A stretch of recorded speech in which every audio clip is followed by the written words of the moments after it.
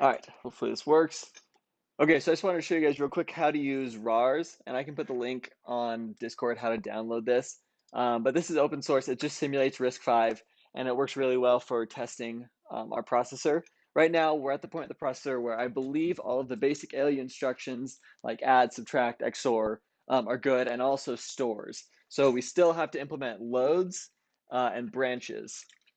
Branches will be really the main growth part. And we also have to add in the multiplier and divider. So I want to hopefully find any bugs that we have in the standard ALU or the standard flow of the processor. I want to find those bugs now instead of later because they're going to be a lot messier later once we've added even more code in there.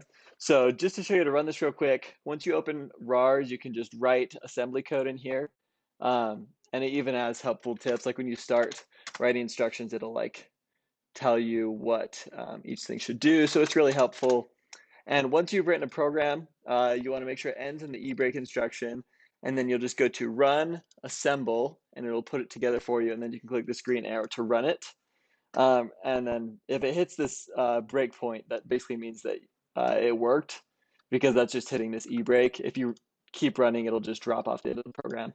So run your program, make sure it works. RARS is really cool because it'll show you over here all of the registers and what their values are after running this. And down here you can see all the data memory, what we've written to data. One small caveat though is before doing anything, go to settings, go to memory configuration, and make sure that you got their second setting right here. The default has memory starting at a higher address than 0. And since our processor assumes data starts at 0, we need this to be set for them to behave the same. So as long as you got that set, you just write your code, execute it, and make sure that it works. And then what we're going to do is take that and put it into our processor and make sure our processor outputs the exact same things to data memory. So to output, you just click on this button right here. The text memory segment is like the instructions. And then make sure your dump format is hexadecimal and then click dump to file. In this case, I'm going to call mine basic add test3 and then end the instructions with underscore inst.txt. So I'll save that and then also export the data. And I'll call this the same thing, basic add test3.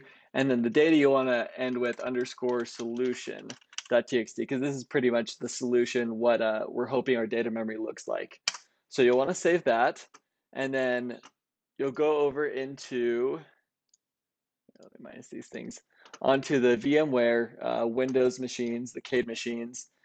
And let's see, over here, you can click this button right here to transfer files. And I'll just grab those two files that I just made, drag them over and click upload. And then it's going to put those by default in my documents. So we can see those are the two files that I just made with RARS.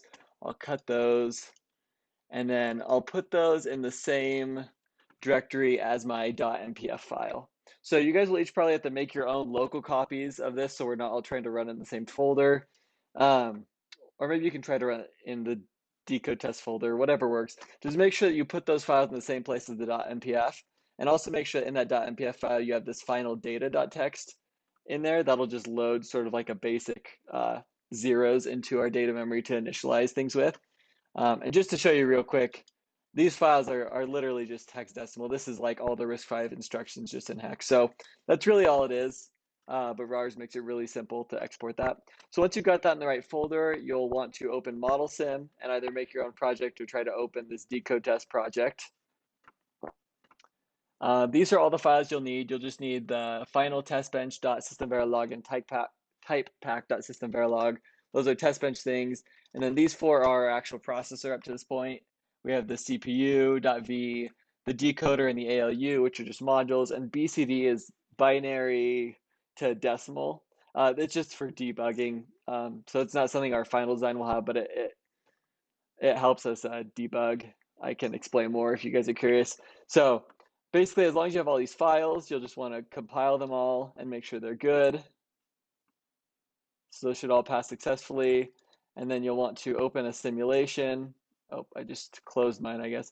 So you'll have a simulation where you instantiate that test bench, and then it'll pull that up. You'll have the test bench inside of it. It'll have the processor, and then we can see inside that it has our ALUs and our decoders.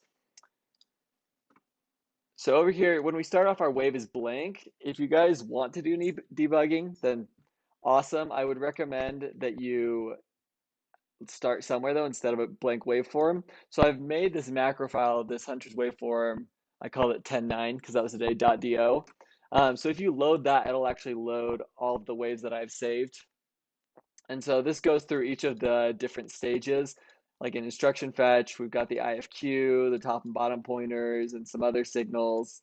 In the instruction decode, you can see we've also got, oh, I opened the same thing. That's why.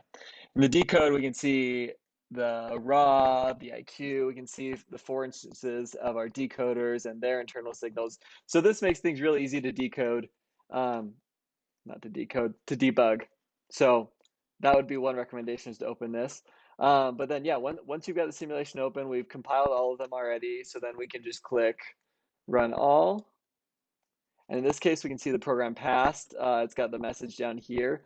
If it doesn't pass, you'll probably get stopped right here, and you'll see an error down here in the console. It says error, incorrect value of some hex value written to memory where it should have been this value. And that just means that there's a mismatch between in RARS, what it wrote to memory, and what our processor was trying to write. So if you get this error, that means we have a bug. So definitely let me know, and we can try to get to the bottom of that. That would actually be awesome if we could find some more bugs. So I think I've covered pretty much everything. So I will not drag this on anymore. That's how you run things. Let me know if you have any questions.